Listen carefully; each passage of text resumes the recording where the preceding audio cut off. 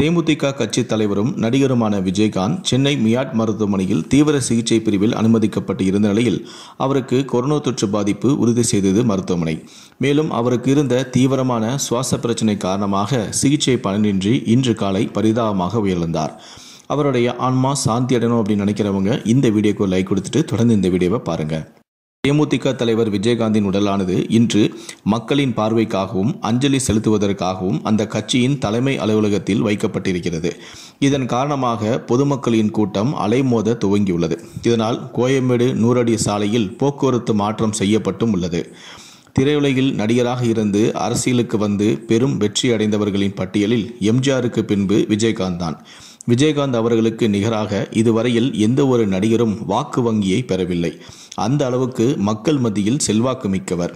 விஜயகாந்தின் மரணம் பலருக்கு கண்ணீரை வரவழைத்துள்ளது. அவரின் தீவிர ரசிகர்கள் ஒரு பக்கம் இருக்க, மறுபுறம் அவரால் பலன் அடைந்தவர்கள் என அவரின் வீட்டின் முன்பு மக்கள் கூட்டம் அலைமோத துவங்கியுள்ளது. விஜயகாந்த் பிறருக்கு உணவளிப்பதில் பெரும் மகிழ்ச்சி கொண்டவராக இருந்தார் என்பது மறக்க முடியாத ஒன்று. இதேபோல தன்னை சுற்றி இருப்பவர்கள் பசியுடன் இருக்கக்கூடாது என்பதை கொள்கையாகவே வைத்திருந்தார். இதனால் தன்னை சந்திக்க வருபவர்களை முதலில் சாப்பிட சொல்லிவிட்டு அவர்கள் சாப்பிட்ட பின்புதான் விஷயத்தை கேட்பாராம். 10ஆம் வகுப்பு வரை மட்டுமே படித்த விஜயகாந்துக்கு கிட்டத்தட்ட 53 கோடி ரூபாய் மதிப்பிலான சொத்துக்கள் உள்ளது. அவரது மொத்த சொத்து மதிப்பில் பெரும் பகுதி ஆண்டாளர்கள் கல்யாண மண்டபம், கேப்டன் ஃபார்மல் பிரைவேட் லிமிடெட் வாயிலாக உள்ளது.